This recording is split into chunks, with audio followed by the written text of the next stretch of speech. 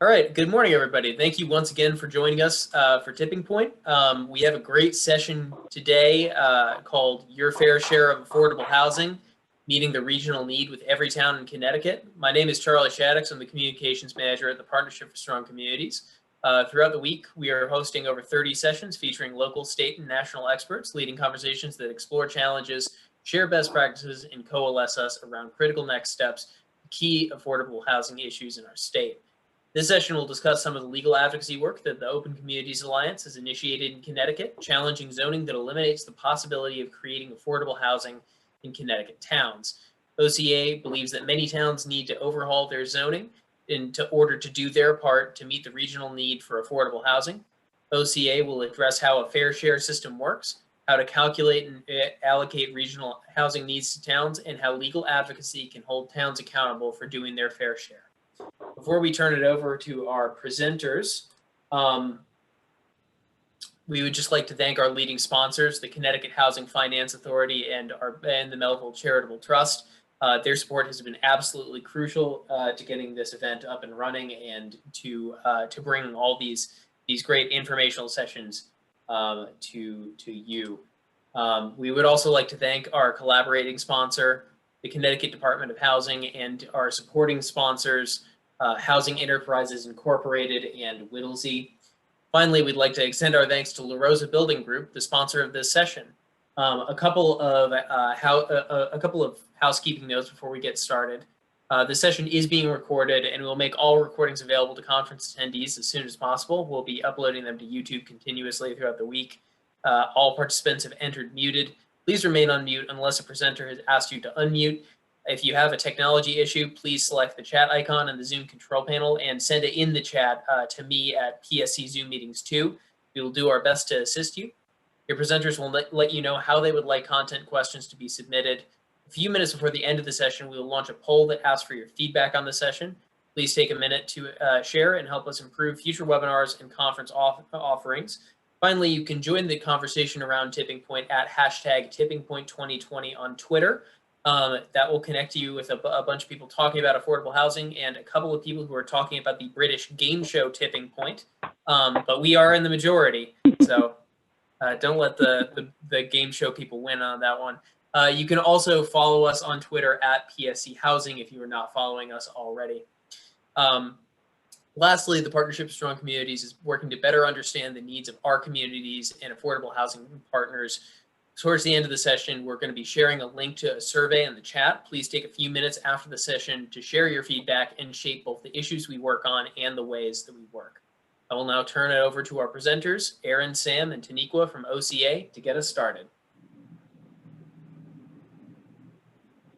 All right. Hello, everyone. My name is Erin Boggs. I'm the Executive Director of Open Communities Alliance. I'm joined today by Sam Giffin, our Policy and Data Analyst, and Taniqua Huguley, our Outreach Director.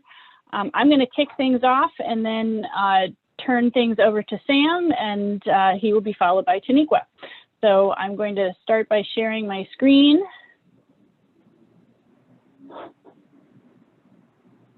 And I'm assuming that is the presentation. Someone let me know if not, and we'll go from here.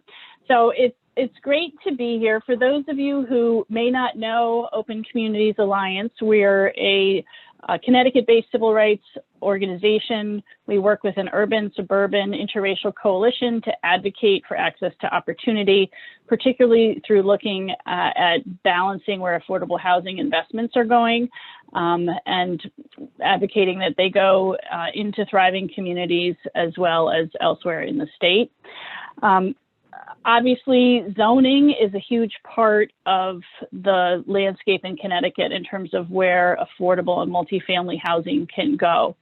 And so we have spent a lot of time over the last year plus looking at what is happening with zoning in Connecticut and thinking about other ways to approach the issue of zoning.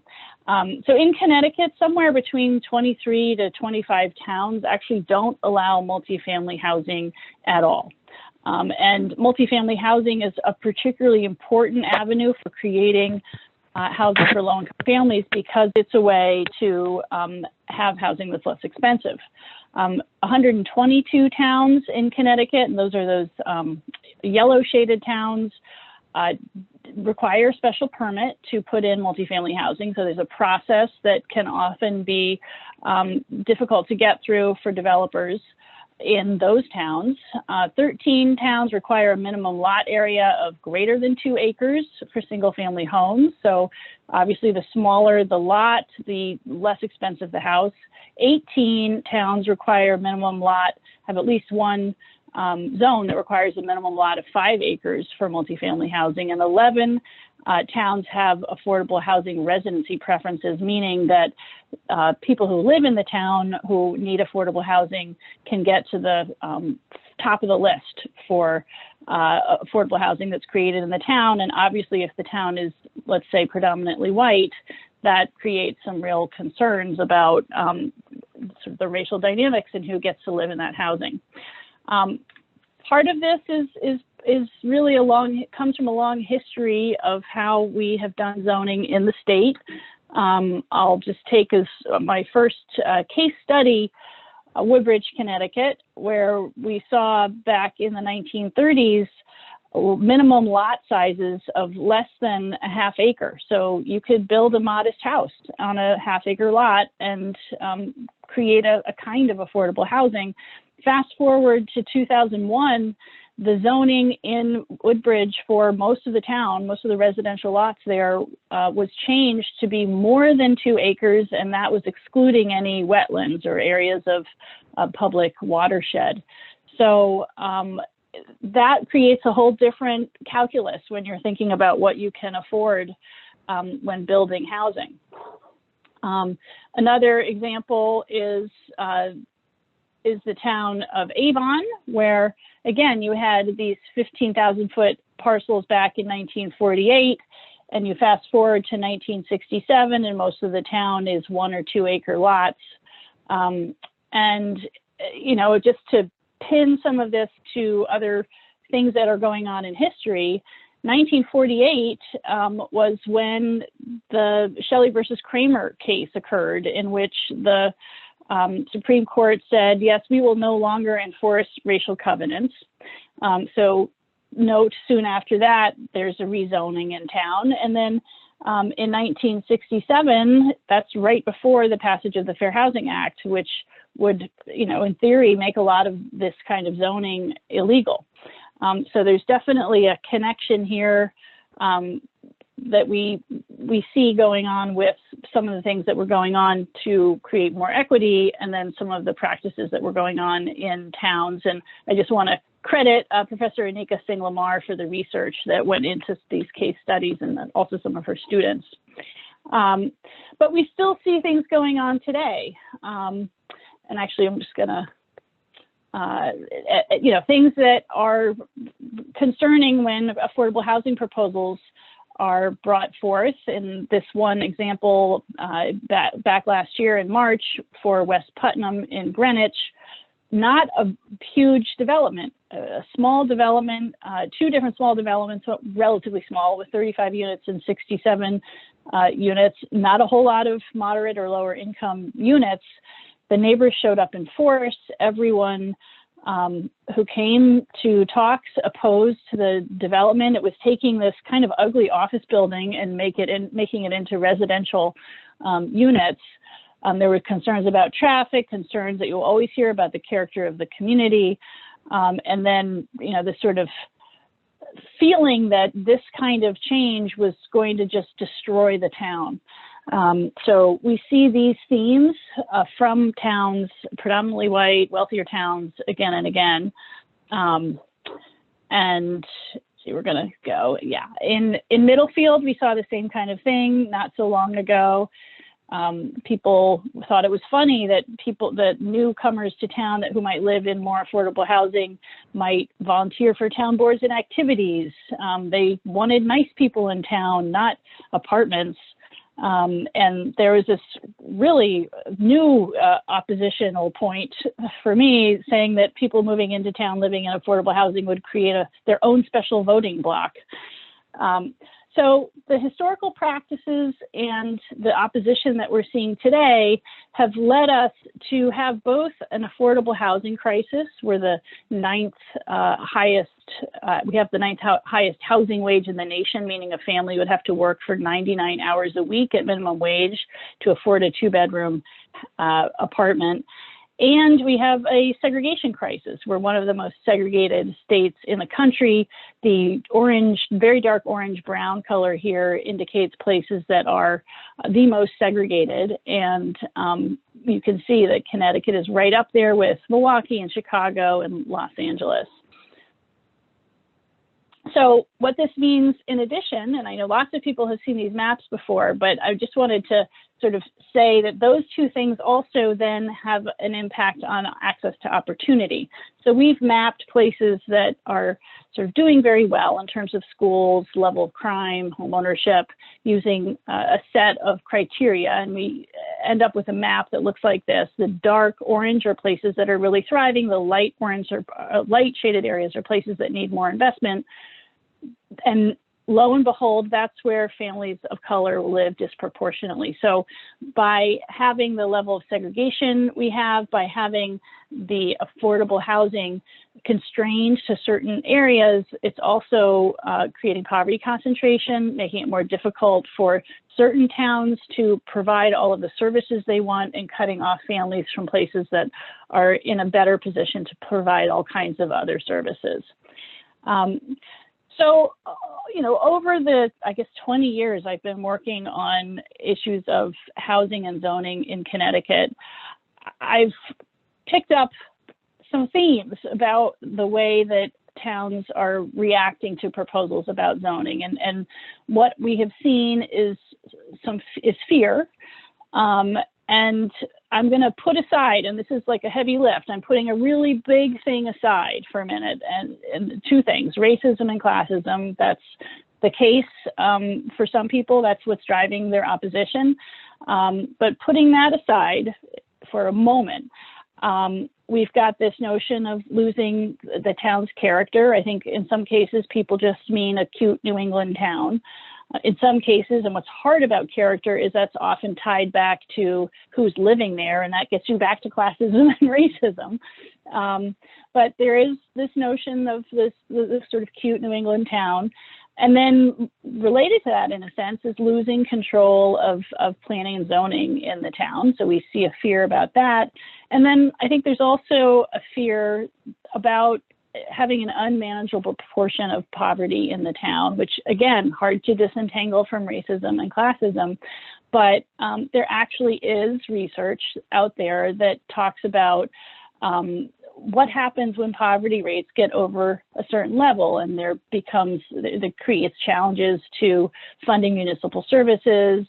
Crime increases when poverty rate tends to get around 20% or greater, which is a very high percentage. And I think people may not fully understand or have read the research on when that becomes the poverty concentration starts to become a real issue.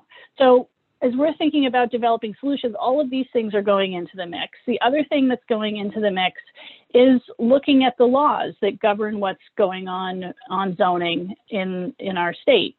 Some of those laws are federal and state fair housing laws that prohibit government policies that have a disproportionate negative impact on certain groups like Black and Latino families. And because Black and Latino families in this state statistically have less income and less wealth, when you zone in such a way that only larger, more expensive houses can go in, you have a disproportionate negative impact on them that raises Fair Housing Act concerns. And the other thing that we have in Connecticut law that really, I think, provides some important guidance is the Zoning Enabling Act, and then also planning mandates. So that's 8-2 and then 8-23. These laws require that towns encourage the development of multifamily dwellings to meet the regional affordable housing need and promote housing choice and economic diversity, including housing for both low and moderate income households. So this is the Zoning Enabling Act is the law that delegates from the state to towns the power to zone, but it's a power to zone in accordance with these rules. These are the sort of rules of the road for zoning. So lots of towns are not following those rules for the road. And then the other piece of law that's really relevant here is the Connecticut State Constitution, Article 1st, Section 20. No person shall be denied the equal protection of law, nor be subject to segregation or discrimination in the exercise or enjoyment of his civil or political rights because of religion, race, color, ancestry, or national origin. This is, an important part of our the fabric of our law in Connecticut. It is, in fact, in our state constitution and should really be part of how we're thinking about zoning as well. 8-30G, known as the Affordable Housing Appeals Act, is another law that is sort of an important backdrop as we look at zoning in Connecticut. And, I'm going to oversimplify this, but very simply, it's a state law that gives developers proposing affordable housing in towns with less than 10% affordable housing a leg up in court if zoning is not approved for reasons not having to do with health and safety. This was passed about 30 years ago, and it was intended to inspire towns to sort of get ahead of having a developer come in and raise issues under the law. It was intended to have towns start doing this planning so that they would not be subject to the laws, so they could reach that 10%. But instead, it's really become something of a game of whack-a-mole, with many towns keeping their exclusionary zoning. And then if a developer happens to come along and raise the law, the towns are just ready to fight it legally if they need to. So that said, it has been crucial for advancing particular affordable housing proposals. What it hasn't done is then resulted in systemic change across towns. So looking at all of that, we've been thinking hard, and it's really been for many years at Open Communities Alliance, about whether there's a better way to approach zoning. And as we've looked at examples elsewhere in the country, we've come upon things like inclusionary zoning, which is basically the notion that a town might say to a developer, you can, or the zoning requirements might say, yes, developer, you can put in higher density, but you have to put in a percentage of affordable units as well. Often it's around 10, 12%. Then there's this notion of gentle density, so smaller scale multifamily housing, duplexes, triplexes. That's sort of a increasingly popular concept people are talking about right now. Accessory dwelling units, those are additional usually single units attached to a single family home. Those last two are great. Those are really important additions. They don't get you sort of large scale affordable housing, but they're sort of a part of the puzzle. And then we came across this notion of fair share. And it's this simple notion, and it comes back to all those laws I just touched on, that every town should zone for its fair share of the affordable housing need in its region. So based on that, we decided to get to work and actually run some numbers on this and see what that would look like. What if every single town in Connecticut was zoning for its fair share of the affordable housing need? And I should say, before I hand this over to Sam to actually dig into the numbers, that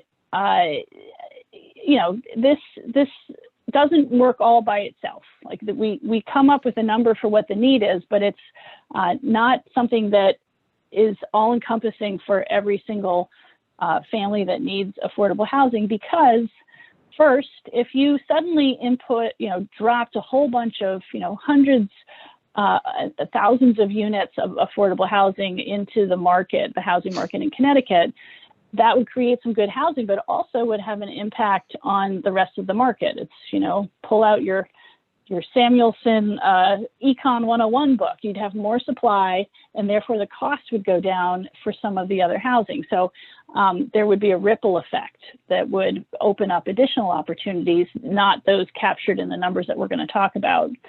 Government subsidies, housing subsidies are also part of what needs to come into play, because it's particularly hard to get at those families who are very low income, let's say 30% of area median income, without some additional help from the government. So that's sort of another slice of the pie.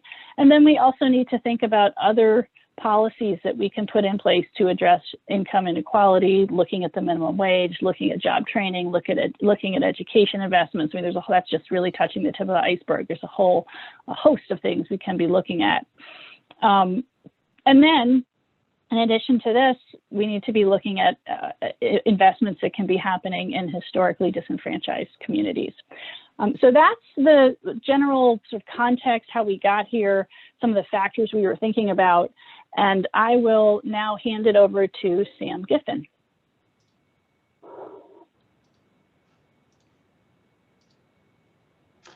Thanks, Erin, for setting up the context, and thanks everyone for being here today. It's a real pleasure to be presenting for you all and to talk about what I've been working on for about a year now, and which has been in the works at OCA for longer than that.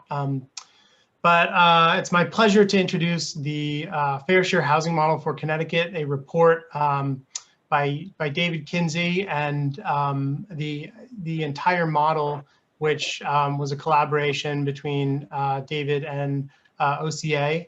And all these documents are available at our website, ctoca.org/fairshare. So I invite you to take a look at those. And unfortunately, with limited time, I'm going to go a little quickly, but I hope to be able to address any questions either in the Q&A time or afterwards. Feel free to email me. So to begin this process, we looked at, are there any success stories throughout the country?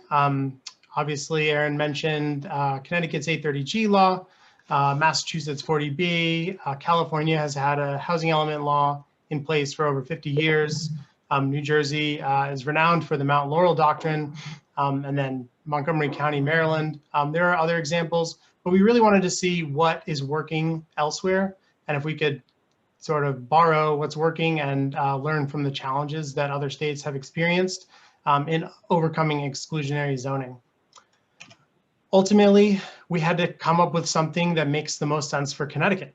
So our guiding principles were to connect to the robust legal statutes that govern zoning in this state, and the guidelines that Erin mentioned that come from that law, the Connecticut Zoning Enabling Act, Section 8-2. We also really, because of our mission at OCA, wanted to connect this to the history of exclusion and segregation in the state. Many of these zoning practices have been, as Erin demonstrated, in practice for over a century. So we can't really just start with a blank slate and say, this is where we're going from here. We have to come up with a model that incorporates this history of exclusion and segregation. That said, we also have to bring in responsible planning elements, planning for growth, planning for smart design and affordable housing plans. Obviously, knowing that the state is undergoing redesign of affordable housing plans throughout its towns. And also, we wanted to use the most publicly available, up-to-date, and established or vetted data, either by the federal government or state governments. So these guided the process in coming up with a fair share model. And if I was getting ahead of myself, I guess a fair share model and essentially has two pieces. The first is to determine the regional need for affordable housing. And the second is to allocate that regional need to every town in that region. So these are the basic two steps, and this is how we went about that. To start, we determined the need using US Housing and Urban Development Department data. They publish a source called the Comprehensive Housing Affordability Strategy data set, which is used by local governments in distributing HUD funds. It's also used by the federal government for distribution of grants. It demonstrates the extensive housing needs using ACS census data, which which refers to income levels, housing issues, and cost burden. But HUD also uses a very straightforward logical definition of need, which we adopt, and that low-income households that are paying too much of their income towards housing costs are in need of affordable housing. And that's logical and straightforward, but actually coming to a number for that is a little more challenging. So if you look at the 1.3 million plus households in Connecticut, and you start examining lower and lower thresholds for income using the area median income, or the percentage at which a household of area median income is. And then you also look at cost burden, the concept that a household should not really be paying more than 30% of its income towards housing costs, and definitely should not be spending more than 50% of its income on housing costs. You start to get at different need thresholds. And as you can see, as you move down in income level, and if you move towards a more extreme level of cost burden, the number of households in that category reduces, but not enough. There's still over 135,000 households that are extremely low income, so at 30% or below of area median income, and severely cost burdened, so spending more than 50% of their income towards their housing costs. And it's this very conservative bottom right number that we use as a proxy for affordable housing in the state, recognizing the history of housing in Connecticut and that this is an extremely high number. Even though it is the most dire need calculation, that this is going to be a lot for Connecticut to be able to produce.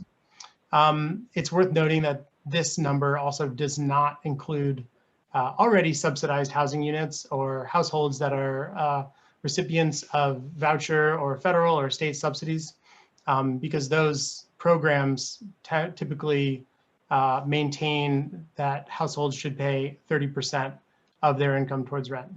So these are over 135,000 households in the private market that are extremely low income and severely cost burdened.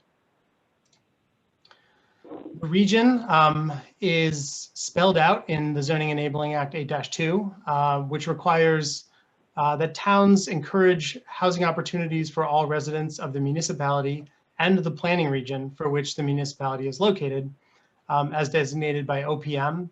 And OPM is, of course, referring to the 9 regional councils of government, or RCOGs. And so taking that 135,000 approximately current need for affordable housing and breaking it into housing regions using that data from HUD, we get this map, which is the current need divided into housing regions. As you can see, there is quite a bit of variation among the current need in regions. The capital region has the greatest need, but it also has the greatest number of cities. And you can imagine how that is going to play out when you start dividing that regional need among the towns. The Northeast and Northwest have much smaller allocations and a significant number of towns, so their fair shares will be lower. And then in the metropolitan region, for example, with only 6 towns, still has a relatively high fair share need. And so you'll see the results of that when we allocate that need to those towns. That brings us to the question of how to fairly allocate need. Obviously, the fair share should be guided by the same principles. We want to connect this to the state law, the state statutes that guide zoning. We want to incorporate historical context, understanding that towns may have used these practices to exclude and segregate for many decades. We want to incorporate responsible planning and also use publicly available, recent, and vetted data. So our first allocation factor comes directly from the State Zoning Enabling Act, which requires towns to encourage the development of housing opportunities, including opportunities for multifamily dwellings. And this is pretty simple. It comes straight from the ACS census data, the proportion of occupied housing units in multifamily structures. And just a reminder that this is relative to other towns in that region. So have towns made accommodations and encourage the development of multifamily units, this allocation factor gets at that. The second allocation factor also comes directly from state law, where towns are required to promote housing choice and economic diversity and housing, including housing for both low and moderate income households. And this, again, comes from the Census ACS data, 2018 5-year estimates, where we can simply compare the proportions of those living in poverty in one town to the other towns in the region and see if towns have done a good job creating access and creating housing opportunities for people of diverse incomes through their zoning. The third allocation factor really comes to the issue of history and exclusionary policies and segregation. Hopefully you all have been able to look at research from Yale professor Robert Ellickson, which compared Silicon Valley, Austin, Texas, and Greater New Haven, and found Greater New Haven suburbs to be among the most exclusionary. One correlation that he found is that exclusionary practices are positively correlated with the presence of wealthy households. So using median household income, looking at giving wealthier towns a greater fair share of the affordable housing need gets to that history. It's also a reasonable proxy for a lot of the things that low-income families may be looking for, such as the amount of resources going towards schools, amenities, and other services that make towns thriving. And finally, sort of a responsible planning factor, but which also gets at that history of exclusion and opportunity. The assets which towns may use to draw municipal revenues and accommodate low-income residents, increases in services, increases in infrastructure. The planning principles which will allow for that are having towns with a higher asset base, so commercial, residential, industrial property, as a proxy for the wealth of that town, which they can use as a revenue source to accommodate their need. So to simplify, it's fairly simple calculation, but these 4 allocation factors are averaged among their relative levels in the region, and they that relative proportion is multiplied by the regional need from the earlier slide, and that yields a gross fair share. Again, the entire model is available for download on our website, as well as the report describing this methodology. We make 2 additional adjustments. One recognizes the fact that some towns have historically done a lot more than others, and that these towns, in these towns, zoning is typically not an issue preventing affordable housing. So we redistributed the gross fair shares from high poverty municipalities, meaning the 9 towns in Connecticut, which have 20% or more of households living in poverty. And because that current need for affordable housing didn't go anywhere, we redistribute that to the households, or to the rest of the towns in those regions. We also provided a transition adjustment factor.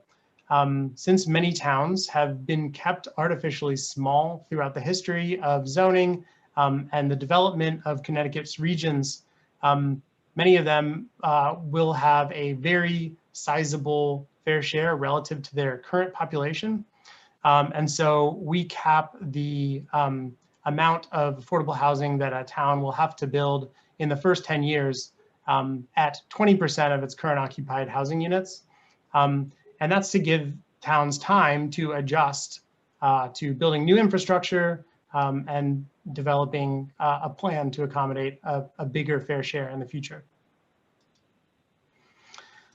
And this is the map of municipal fair shares. Again, you can see the trends noting the boundaries of the regional COGs. The Western and Central Connecticut regions have a much higher share of the current need for affordable housing. And so you'll see the towns therein have higher fair shares. Also, it's interesting to see that the smaller regional councils of government, which still have a high level of need, have higher fair shares in those towns. And this gets to the piece that Erin referenced, which is how towns can do it. How can towns really get to their fair share? And a benefit of this is really that towns have control. They have the ability to overhaul their regulations, but they can do so in a way that maintains factors and aspects of their town that they prefer. And there are many, many different affordable housing strategies, subsidies, inclusionary policies, which towns can exercise to get there. And with that, I will turn it over to Taniqua. Awesome, thank you.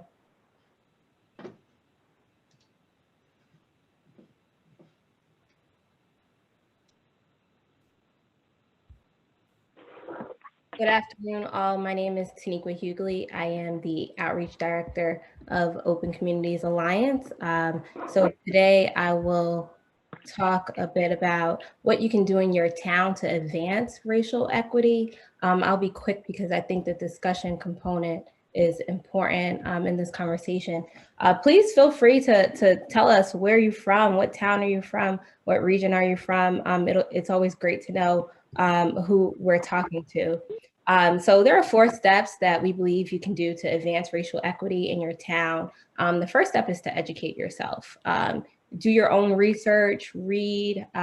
We have a list on our website, and I can add the link of several books that can help you learn about racial equity and the connection between housing. This is all intersectional work. And then once you feel like you're in a comfortable place with educating yourself, educate your community. Pass on the knowledge that you have, identify the triggers and issues in your community, and host those discussions about those issues and myths. You know, this can be done through a speaker series. We've done quite a few different speaker series with various towns throughout the state.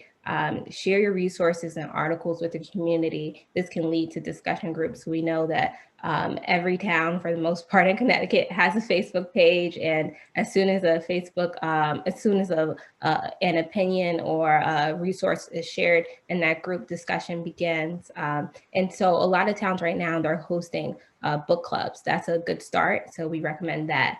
I'll definitely talk a little bit more about step 3, assessing your town and actually taking action. So Sam and Erin shared all of this information with us. And so pretty much we're telling you now, here's the information, this is what you can do with it. It's time to act on it, right? And so what it means to assess your town is to become familiar with your town statistics, learn about the racial demographics in your town, learn about the internal segregation that your town is facing, learn about, you know, whether there's school district segregation and how students of color are feeling in the classroom, especially if you're in a predominantly white neighborhood.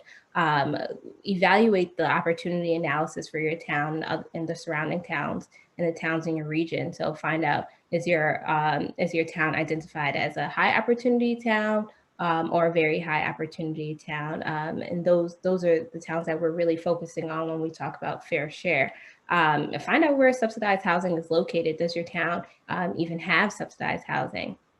We also think that you should review your local zoning ordinances. The main question with that, you want to ask yourself, where's multifamily housing of units 30 and over allowed in my town, especially without a permit, and then find out, you know, where can duplexes go? What requirements does your town have that impose multifamily housing, especially if there is over 3 units?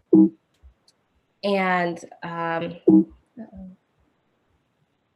so I'll talk a little bit more about this, but review your plan of conservation and development. This is a state mandated law, state mandated plan for conserving and developing town land. A few other things that you can do is look at your town's performance of police stops of people of color.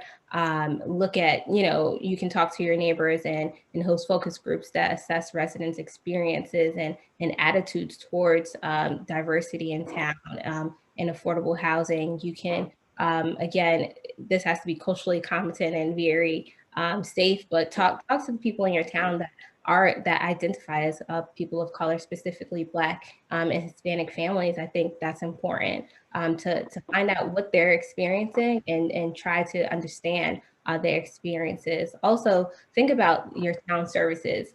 Though it's a town service, are all of these town services actually available to people from other towns and maybe from other neighborhoods within the town? And so, again, I'll be quick, but take action. So you have a say in your town's plan of conservation and development. You can advocate for your town's plan of conservation and development, which can be amended at any time. So every 10 years, this is changed by each town. But again, this can be amended at any time. And it's up to the residents of that town to really take action and have say in that plan. And then not only have action and say in the plan of conservation and development, but also in your town's affordable housing plan. At least once every 5 years, each municipality, must prepare, amend, and adopt an affordable housing plan. You should have a say in that. The purpose of the Regional Plan Association Incorporated is to help towns create affordable housing plans. So the Department of Housing has paired up with this organization to ensure that towns are actually implementing those plans. And then, there's an updated affordable housing plan that's submitted every 5 years. And I believe next year, the next one should be submitted for towns. So make sure you have your say before the next one is submitted. And so all in all, property owners truly have say and power in the ways that towns can petition their zoning laws. You can do several things, such as hire a town planner that can help recommend revisions to the town zoning laws. You can use affordable housing as a tool for redevelopment. You can advocate for taller buildings, coverage, and density. But as a property owner in town, you have a lot of power over those zoning ordinances. And that is what's really helpful, is when we hear from the community and we have community specifically property owners that advocate for zoning ordinances. So OCA, we work locally, but we work throughout the state. As Erin said, we have a urban and suburban coalition, and our coalition promotes access to opportunity for all people through education, advocacy, research, and partnerships. So right now, I'll just shameless plug. We have a program that we just launched called our Town Ambassador Program. So we have representatives from each of these towns that you can see on this chart here that are pretty much our ambassadors for the town, and they're taking action. So they're at step 4, step 3 and step 4. They are assessing their town's needs, and they're taking action and figuring out ways that they can implement these changes in their town. So again, just identify. Another thing that we can do is that we ask people to do is, identify properties in the areas of town that may have a lack of affordable housing. Open Communities Trust is our nonprofit subsidiary where we work with different towns to acquire land and rent to housing choice voucher holders, to recruit through the Housing Choice Voucher Program, through the local housing authorities. So you truly can take a small step, which can in actuality be a big step. And so I talked a little bit about local outreach efforts, which we are doing with OCA.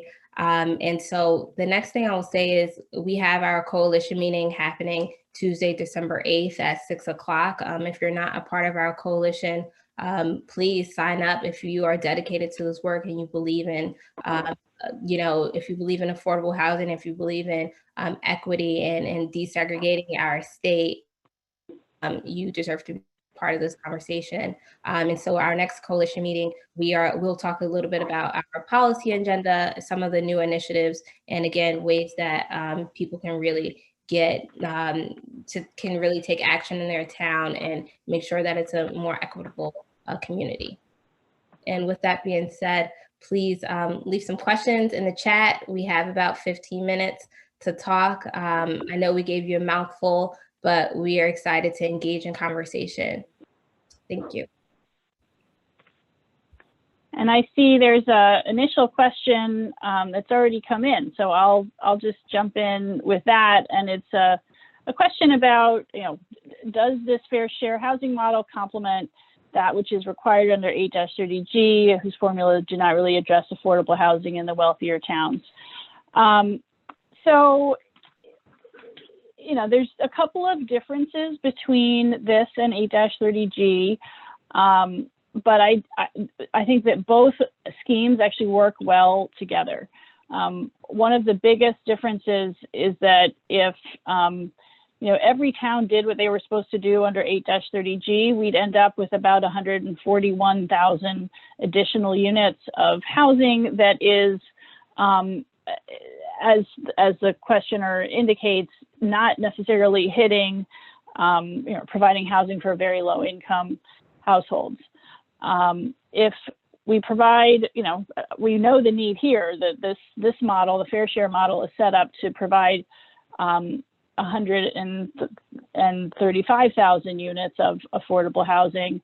Now, that number, we should emphasize, is a proxy. So the idea is that you would end up with probably a regime similar to what they have in New Jersey, where there would be like 8-30G, but I think our goal would be to have it with a greater affordability, sort of goals that are to reach a certain percentage of AMI with different percentages of housing within the developments that are going in. So for example, you could have, 6% of the housing in a development might be set aside for families at 30% of AMI. And below, you could then have another segment that is available for families at 60% of AMI and below, et cetera.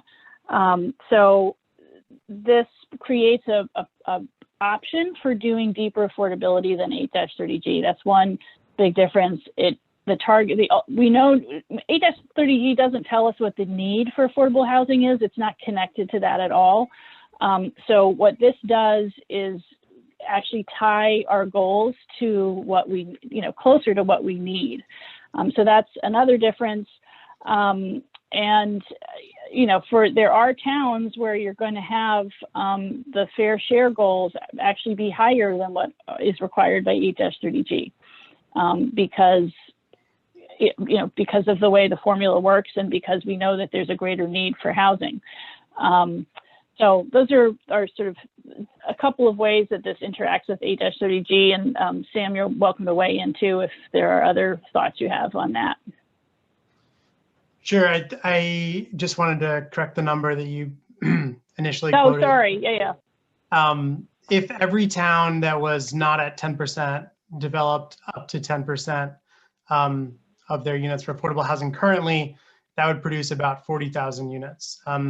But again, yeah, I just would reiterate that isn't really connected to the state law, that the Zoning Enabling Act, or the history of segregation, and doesn't lead to the type of zoning overhaul that is needed in most of these towns.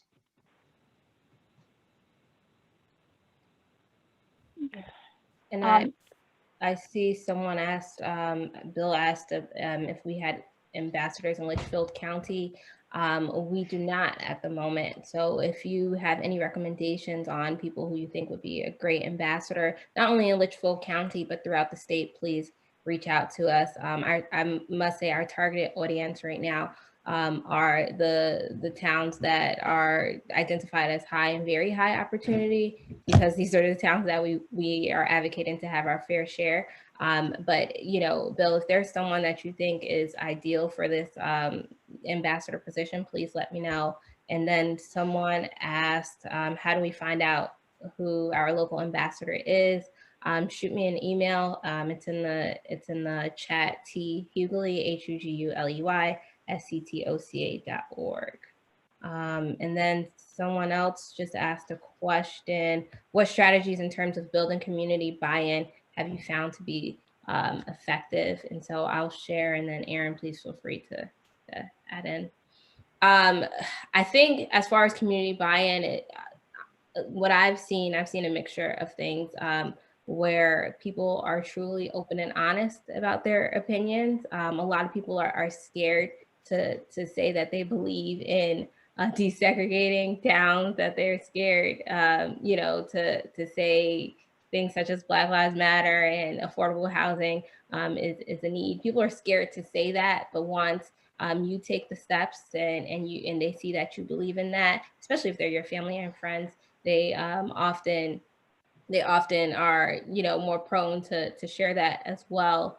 And things that we've also seen is just community conversations, connecting with community people, neighbors, and things of that sort. Is just having transparent community conversations and showing them the numbers, because a lot of people don't believe it until they see the numbers.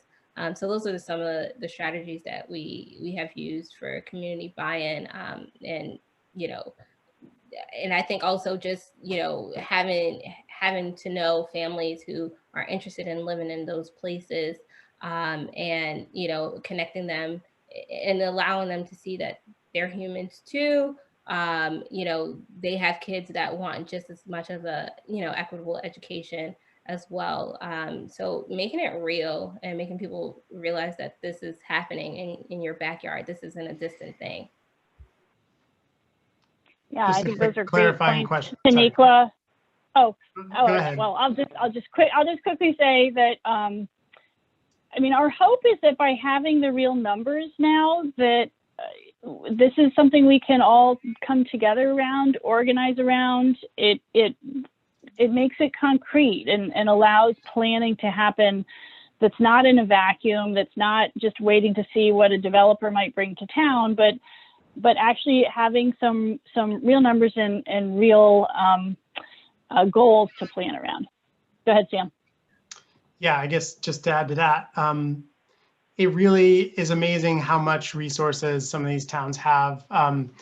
And they are also really creative, and these towns can put that creativity to use, achieving their fair share in a way that makes sense to them. So just another plug for the ability to have local control while you're achieving affordable housing. Alex had a question, just a clarifying question about the number that I stated about 830G. So basically 40,000 units represents the gap between the towns that are currently below 10% of the 830G threshold and reaching that 830G threshold. So again, it's the baseline is recalculated every 10 years, which will happen in 2020. That's the number.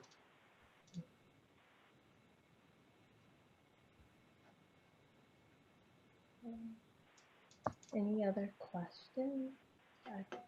There's a question about do you also help set up temporary housing for those who are homeless or could be at risk of homelessness?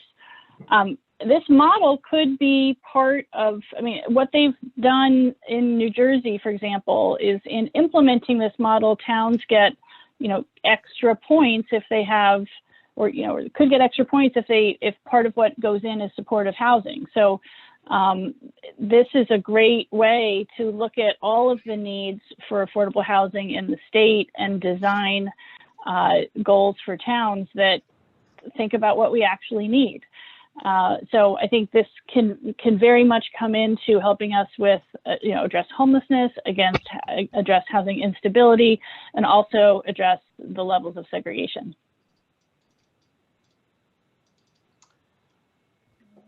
And we just have a few more minutes, but Erin, did you want to talk about, Karen had a great question about how we plan to provide teeth to towns to attaining, and maybe we could also answer the last question from Mario about plans to present this model to towns. Right. So there are a couple of different ways to get to implementing this. You know, and the sort of big ways are where you get something passed through the legislature that would include carrots and sticks, or it happens through litigation. Either way, it's really important to have widespread community support and understanding of this throughout the state. I think that's going to make a huge difference. In terms of actual teeth in places, you know, in New Jersey, there are a couple of things that make this happen, and one of the main things is having a really strong watchdog nonprofit organization in a place called the Fair Share Housing Center, which is a really fantastic organization down there, and has been very helpful to us as we've been thinking about this whole effort. But you know, they have the power to enforce what's going on in New Jersey in court, because the whole effort in New Jersey started through litigation and is overseen now by the court. So, you know, that's one way to go.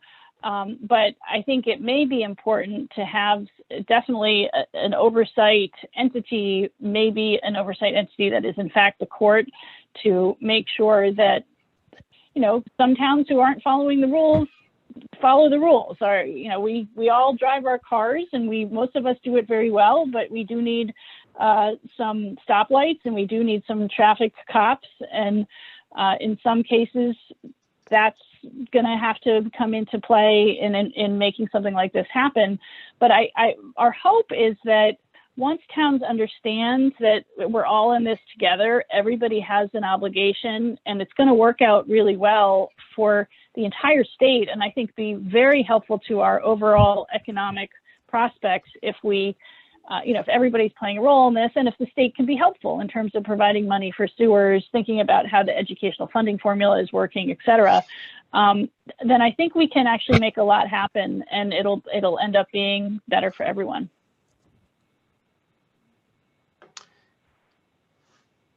Taniqua, did you want to address the question from Mario? Do you have any plans to present your model to towns? The fair share model, correct? Yeah. I think we should. Sam, this is maybe it would be you. I don't want to throw you under the bus, but yeah, we should. We want towns to adopt this plan. And I think someone else asked that. I think it was Danielle. Asked if we would like an opportunity to do that. Yeah, we want towns to adopt this plan. And I'll share again the report and the model for more for better detail, so that you can see if your town is so that you can push your town to adopt the plan actually. Yeah, and I know sorry, go ahead. No, go ahead, Sam. Well, I was just going to say we're really short on time, but yeah, we have presented the model to a few towns, and some of them are using it as a tool to leverage their municipal government and planning and zoning commissions. And if we have time, we may get cut off, but I just wanted to address Danielle's comment and question about about towns that aren't sewered at all, or have large areas that are without sewers. What are creative ways for them to create additional housing in those areas? Again, there are just so many strategies, and I mean, Danielle, this is a great question, because I know that you're involved in a lot of different and diverse strategies in Westport. So I would just love to continue that conversation. I think part of the question is how we can expand sewer and water where it's responsible in towns. Also, a lot of very rural towns that are far from any metropolitan centers aren't going to have as high fair shares. So they may be able to achieve their gross fair share through a greater proportion of down payment assistance and home ownership options, or duplexes and missing middle types of housing. So that is the ultimate question, and we're here to have it going forward. Thank you so much. Thank you, everyone. Yeah. Thanks all. Awesome.